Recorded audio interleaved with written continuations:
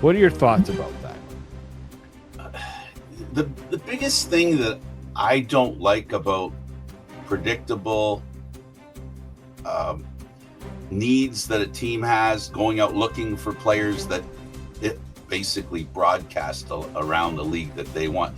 You're trading from a weak position, which means you're going to give up more than you should, and we've seen that happen over and over again. I would say if there was a deal, but it should be one that it really has to benefit the Leafs, not only in the short term, it has to benefit them in the long term, because a lot of the short term improvements they made on their team in the past 3-4 years have evaporated. There's nothing, they've got nothing for that. Not only do they not have the draft picks, they don't have the players that they gave that stuff up for. That's the danger. So when you ask me whether they should do it or not, you want to talk about a cautionary tale? That's as cautionary as it gets.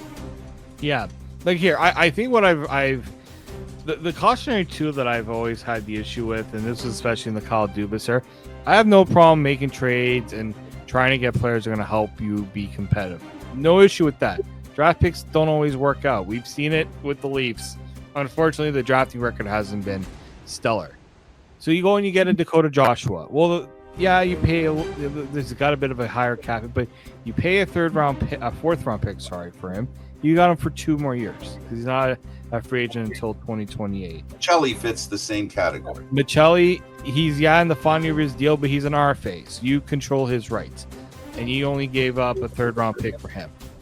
I can understand that. A guy that people are thinking is going to start on the first line, if you can imagine. Yeah, top 6'4" for a 3rd round pick. I would do that, right? And when you think about what the Leafs have given up from their own system, right? Okay, you gave up a Fraser Minton.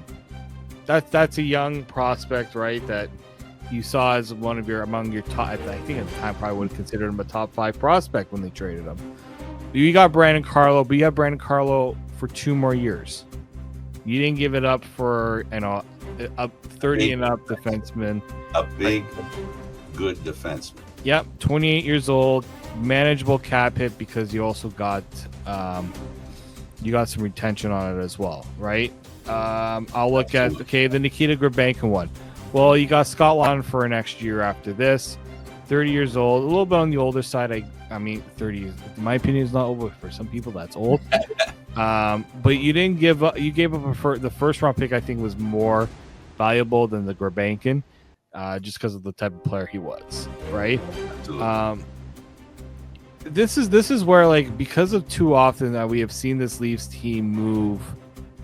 I think of the Trevor Moores, the Carl Grundstrom, the Sean Durzees, guys who are obviously filled out more of a role, but they went and they got those deals. I didn't really hate too much because, okay, maybe the Jack Campbell one, it started okay, then it didn't. The Jake Muzzin one, that worked out pretty okay. Those were the deals I was okay with. I just wasn't okay with the 1st round pick for Nick Foligno, right? 1st round pick for Ryan O'Reilly without him being signed, right? It was those ones that I think hurt this team.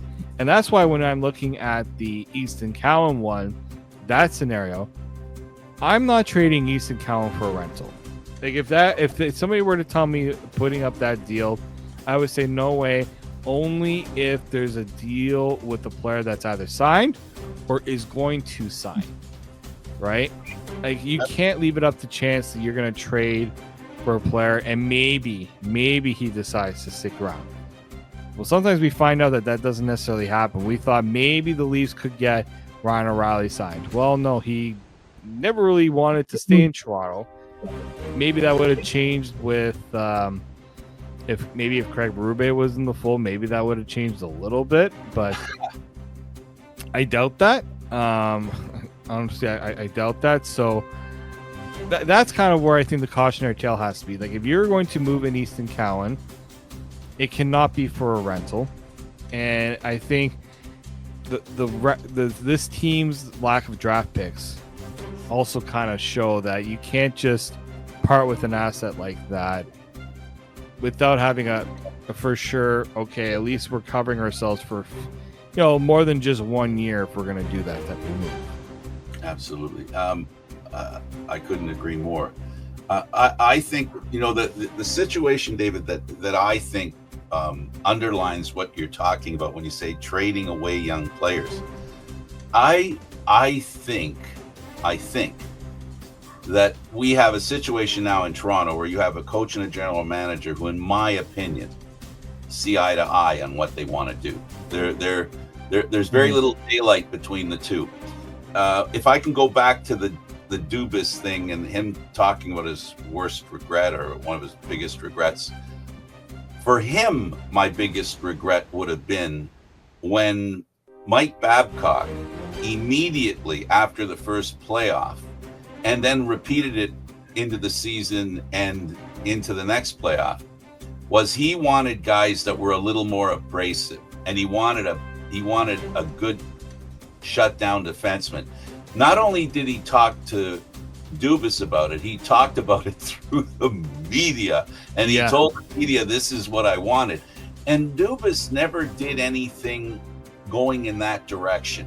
I know Babcock left, but we heard him talk about how organized and how intelligent Babcock was as a coach and a taskman, right?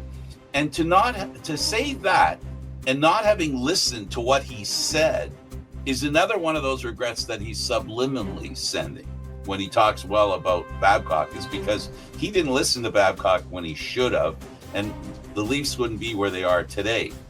Then when you get into his new coach, the guy that he picked, I believe there was daylight between the two, because if you remember that Apple documentary, yeah, the Amazon one, yep. Right? Oh, Amazon, thank you, my bad. Amazon, correct. He rode Marner in the locker, in the dressing room before they went out for the third period.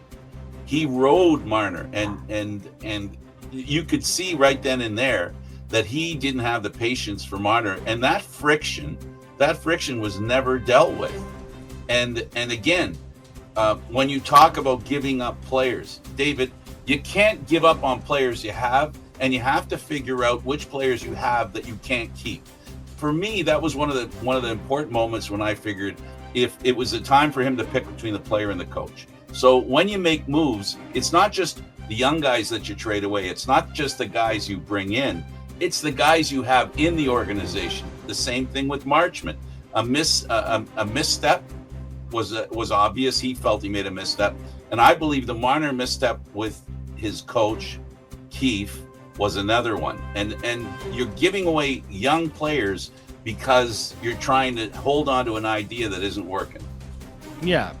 Essentially, you gotta trust in the development that you have internally, and that's I think the area where the Leafs just never really figured out, right? Helping those players. You're trying to help young players learn how to become winners. You have